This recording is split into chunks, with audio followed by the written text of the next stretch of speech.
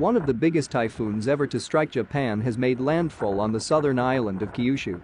Typhoon Nanmadol has brought winds of at least 180 km per hour, 112 miles per hour, and some areas could see 500 millimeters, 20 inches, of rainfall over today and tonight.